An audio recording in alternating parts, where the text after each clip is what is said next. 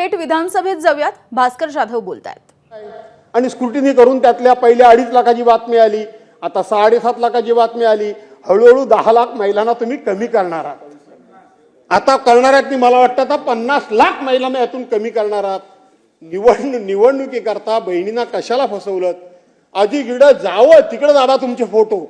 मला लाडका भाऊ म्हणा, मला लाडका भाऊ म्हणा, मला लाडका भाऊ म्हणा, आणि मग त्याच्या पुढे आदितीताईचे फोटो ते जाऊ दे. 3 भाऊ मला लाडकी बहीण म्हणा, कारण माझं खातं आहे. नाही ते ठीक आहे.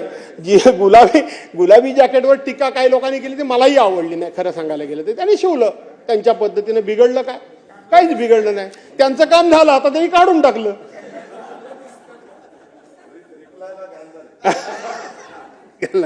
आणि म्हणून त्याचं काय झालं? त्या महिलांना तुम्ही वाऱ्यावर का सोडलं? तुमच्या जाहीरनाम्यामध्ये, भारतीय जनता पार्टीच्या जाहीरनाम्यामध्ये शेतकऱ्यांचं कर्ज माफ करू म्हणून तुम्ही जाहीरनामा लोकांना दिलात. आता तुम्ही त्या शेतकऱ्यांच्या कर्जमाफीबद्दल शब्द उच्चारला तयार नाहीत. त्यांना कर्जमाफी तुम्ही द्यायला तयार नाहीत. त्याबद्दल तुम्ही काय बोलायला तयार नाहीत. तुम्ही सभागृहामध्ये बोललात अध्यक्ष महोदय, आपल्या लोकांना निवडणुकीमध्ये तुम्ही बोललात, त्याची पूर्तता ही सरकारने सरकार म्हणून तुम्हाला करायची आहे. गेल्या इतक्या वर्षामध्ये 1962 सालापासून आज तगायत एवढी मोठी कधी सरकारी पक्षाला मेजॉरिटी मिळालेली नाही, कधीच नाही. कैलासवासी यशवंतरावजी चव्हाणांच्या कारकिर्दीमध्ये 212 आमदार फक्त एकदा निवडून आले होते. दादा आम्हाला दुःख नाही, अजिबात दुःख नाही. मी तर कधीच कोणावर जळणारा माणूस नाही. जे आहे प्रत्येकाच्या नशिबाने ते घडतं, त्याची चिंता करायची गरज नाही.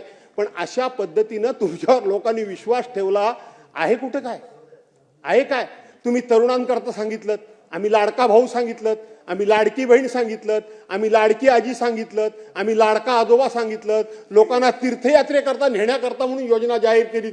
आता कुठं अर्ध्या रस्त्यावर सोडलं की काय? त्यांना गंगेत नेऊन सोडलं की काय? तीर्थयात्रा झाली कुठे? गेली कुठे ती? ते झालं काय त्या योजनेचं? ती योजनेचा पत्ता नाही. असं करू नका, असं करू नका. अध्यक्ष महोदय, आज तरुणांच्या बेकारी करता काही चालू नाही. आता ह्याच्या बजेटमध्ये उल्लेख सुद्धा नाही. आणि म्हणून भास्कररावजी टाइम तुमचा संपत आला, घ्या का तिकडेच राहिले खाली बसून बोलू नका. अध्यक्ष महोदय, आपल्याकडं मी दादांना हीच पुन्हा पुन्हा विनंती करतोय की कुठेतरी तुम्ही ही आर्थिक शिस्त आणा. हे सगळं भावनिक आता बंद करा. भावनिक बंद करा दादा. कठोर घ्या भूमिका. राज्य वाचलं पाहिजे. केवळ अशा पद्धतीचा आता 5 वर्ष तर तुम्हाला काही धोका नाही, काहीच धोका नाहीये. आता आपसातच काय केलं तर फक्त आम्ही काय आता काय आमच्याकडून काय होण्याची काही शक्यता काही नाहीये. आणि म्हणून आमच्याकडून काय होण्यासारखी शक्यता नाही. आणि म्हणून अशा पद्धतीनं दादा हा विचार करू नका. दादा दुसरी गोष्ट, तुम्ही या ठिकाणी सांगितलं की 2 रेल्वे स्टेशन जोडण्याकरता म्हणून, मेट्रो स्टेशन जोडण्याकरता म्हणून आम्ही त्या ठिकाणी सरकार मार्ग बांधणार. सगळे विमानतळ हे एका तुम्ही खासगी विकासकाला देता, अदानी सारख्या माणसाला सगळे विमानतळ देता, आणि त्या 2 विमानतळाला जोडण्याकरता म्हणून त्या ठिकाणी मेट्रो रेल तयार करणं किंवा त्याला त्या ठिकाणी कनेक्टिव्हिटी तयार करणं ही जबाबदारी शासनाची का सरकारची का? ज्यांना हे विमानतळ दिलेले आहेत त्यांची ही जबाबदारी आहे दादा.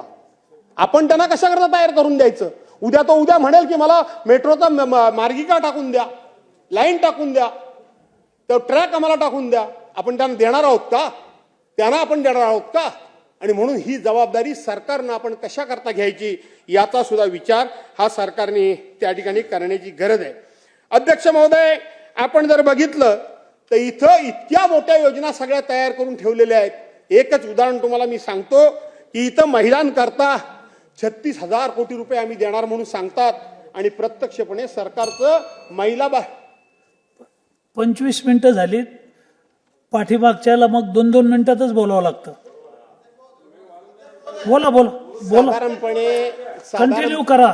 साधारणपणे हा पहिला इतिहास असा आहे की पहिला वक्ता असतो तो जवळजवळ 2-2 तास बोलतो. मी बोलणार नाही तेवढं, पण 2-2 तास बोलतो. तुमच्या पक्षाच्या मागच्या आमदारांना बोलायला वेळ मिळावा म्हणून बोला. एकच मिनिट रोहितजी, आपण वेळेचं कुठे विभागणी केलीत? मग बोला. 25 मिनिटं झाले, 3 तास आहे का इथं? अध्यक्ष महोदय, वेळेची विभागणी आपण केलीच नाही. आज 3 तासाची चर्चा आहे. आणि दुसरी गोष्ट, एक चुकीची पद्धत पडली आहे. असे प्रस्ताव ज्या वेळेला येतात त्यावेळेला 50-50% वेळ वाटण्याची प्रथा आहे, पण आता तीही बंद पडली आहे. विरोधी पक्षाला काय इथं सभागृहात काही स्थान आहे की नाही आहे? बोला बोला ना, तुम्ही कंटिन्यू करा. ठीक आहे रे बाबांनो, तुम्ही ठरवाल तो नियम, भास्कररावजी बोला. तुम्ही ठरवाल तो नियम. म्हणून मागच्या वेळेला दादाने एक धाडस दाखवलं होतं, इथं बोटीला धक्का मारला, स्पिंडीच्या दादानी सांगितलं होतं की असे काही प्रसंग घडतात. माननीय त्यावेळेला भास्कररावजी, वेळ वाया जातो तुमचं, बोला. तो जावा म्हणूनच वाट बघताय तुम्ही. आणि मग अध्यक्ष महोदय, फक्त वेळच देत आहे का आणखी काय तुमच्यातलं देत आहे? आणि म्हणून महिला बाल विकास अध्यक्ष महोदय, महिला बाल विकास करता म्हणून इथं 36,000 कोटी रुपयाची आपण तरतूद केलेली आहे. पण प्रत्यक्षपणे म्हणजे ह्याला लाडक्या बहिणींकरता 36,000 कोटी रुपये आपण देणार म्हणून सांगितलं, आणि आपण प्रत्यक्षपणे तरतूद किती आहे बजेटमध्ये? 31,907 कोटी रुपये. म्हणजे 31,907 कोटी रुपये महिला बाल कल्याण विकासाकरता संपूर्णपणे तरतूद, आणि त्यातले 36,000 कोटी रुपये लाडक्या बहिणींना देणार.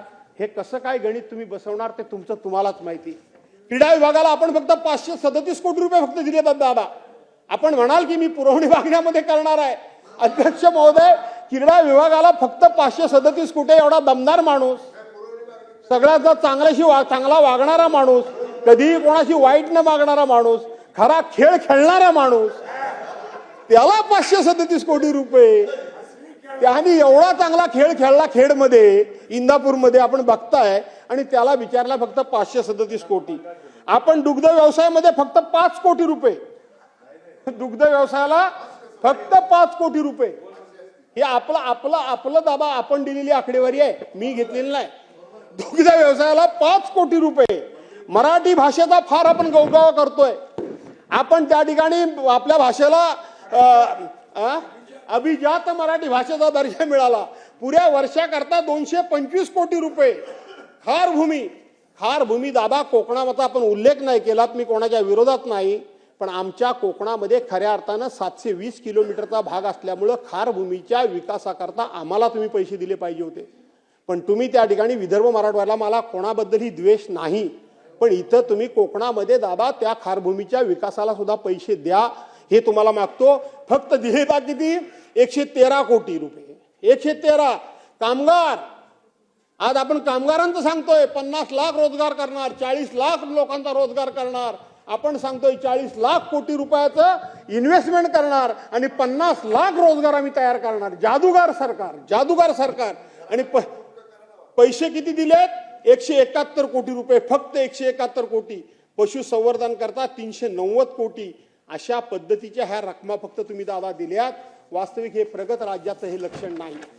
हे प्रगत राज्याचं लक्षण नाही. ज्या ठिकाणी मूलभूत अशा पद्धतीच्या काही गोष्टी करणं गरजेचं आहे, आणि त्या मूलभूत गरजा गोष्टी पूर्ण करून महसुलामध्ये वाढ करण्याची जिथं आवश्यकता आहे, तिथं मात्र आपण हात आखडता घेतलेला आहात. आणि म्हणून याचा पुन्हा एकदा कधीतरी विचार करण्याची गरज आहे. मी फार काय या ठिकाणी राजकारणावर बोलायचं ठरवलं होतं, पण राजकारणाचं मी जनरली बोलत नाही दादा. परंतु आपण या ठिकाणी आम्हाला कोकणाला विमानतळाचा उल्लेख केला. मागे दिलेले 147 कोटी रुपये फक्त खर्च होत आहेत म्हणून सांगतायत.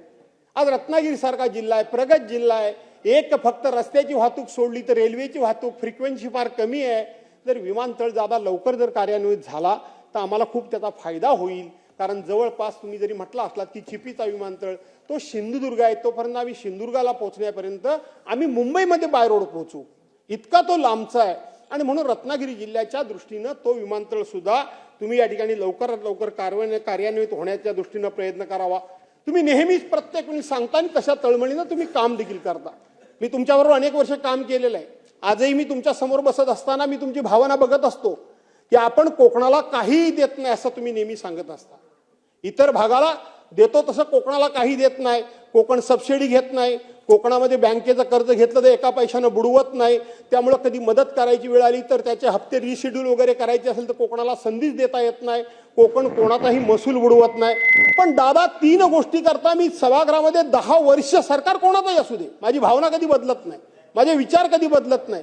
मी 10 वर्ष 3 गोष्टींकरता तुमच्याकडे प्रामाणिकपणे हट्ट धरतोय की कोकणाची आर्थिक वृद्धीकरण जर करायचं असेल, कोकणाचं अर्थकारण जर सुधारायचं असेल तर पर्यटन, मत्स्य आणि त्या ठिकाणी फळबागा या 3 गोष्टींकरता तुम्ही दादा कधीतरी स्पेशल पॅकेज द्या, ते परतीचं द्या. आम्हाला कायमस्वरूपी देऊ नका. मी स्पष्टपणे सांगतो, आम्हाला नको कोणाचा उधार, आम्हाला नको कोणाचं कर्ज. आम्हाला 5 वर्षाकरता तुम्ही 20,000 कोटी रुपये जे आमचं इन्फ्रास्ट्रक्चर तयार करायचं आहे, ज्या आम्हाला मूलभूत सोयी सुविधा करायच्या आहेत त्याच्याकरता 20,000 कोटी रुपये आज 10 वर्षे मी मागतोय. 20,000 आणि ते परत बोलीवर घ्या, परत फेडीवर घ्या. कारण आमचा कोकण म्हणजे डॉलर भूमी आहे. आज मासे आम्ही परदेशामध्ये पाठवतो, आपल्याला डॉलरच्या रूपानं करन्सी आपल्या देशाला आणण्याचं काम आमचा कोकण करतो. आज आंबा आम्ही बाहेर पाठवतो, डॉलरच्या रूपानं आम्ही तुम्हाला करन्सी देशाला देण्याचं काम आम्ही करतो. आज पर्यटक या ठिकाणी महाराष्ट्रामध्ये येतात, ते कोकणामध्ये मोठ्या प्रमाणात येतात, ते पर्यटनाच्या माध्यमातून डॉलर आम्ही देण्याचं काम तुम्हाला करतो, करन्सी देण्याचं आम्ही तुम्हाला काम करतो. प्रत्यक्षपणे ही डॉलर कोकण म्हणजे माझा डॉलर भूमी आहे. पण आमच्या राजकीय अभिनिवेशामुळे असेल किंवा आमच्या काही चुकींच्या भूमिकेमुळे असेल, हा कोकण मागे राहिलाय, हे तुम्हालाही मान्य करावं लागेल. दादा थोडं कोकणाकडे लक्ष द्या. राज्याचं अर्थकारण सुधारण्याकरता कोकण तुम्हाला मदत करेल एवढी कोकणामध्ये क्षमता आहे. कारण कोकणामध्ये आज गेले कित्येक वर्ष आम्ही काजू एकाधिकार खरेदीची योजना आम्ही मागतोय. आंब्याला त्या ठिकाणी कुठेतरी रायपनिंग वगैरे सेंटर उभं करा म्हणून आम्ही सांगतोय. ताबडतोब तर आमदार परदेशात जाईल अशा पद्धतीची काहीतरी व्यवस्था करा असं आम्ही सांगतोय. तुम्हाला आम्ही सांगतोय की पोपळीच्या बागा म्हणजे सुपारीच्या बागा, नारळीच्या बागा आमच्याकडे आहेत. आणि कोकण हा नेहमी स्वच्छतेमध्ये राज्यामध्ये 1 नंबर आहे. कोकणामध्ये कधी तुम्हाला घाण दिसणार नाही, स्वच्छ कोकण आहे. आणि त्याचबरोबर आदरातिथ्य कसं करावं हे कोकणाकडून शिकावं. मी कोणाचाही द्वेष करत नाही, मी कोणालाही कमी लेखत नाही, पण आदरातिथ्य कसं करावं हे कोकणाकडून शिकावं. आणि त्याचबरोबर कोकणातल्या आमच्या ज्या भगिनी आहेत, या भगिनींच्या हातचं जेवण जेवून बघा. वेगवेगळ्या प्रकारचे उत्तम पदार्थ कसे करावे ते सुद्धा कोकणाची खासियत आहे. आणि म्हणून आलेल्या माणसाचं पाहुणचार करून पर्यटन कसा वाढवावा हे कोकणाकडे कौशल्य आहे. दादा मी त्या ठिकाणी पालकमंत्री असताना तुमच्या नेतृत्वाखाली एबीपी माझा, उघडा डोळे बघा नीट.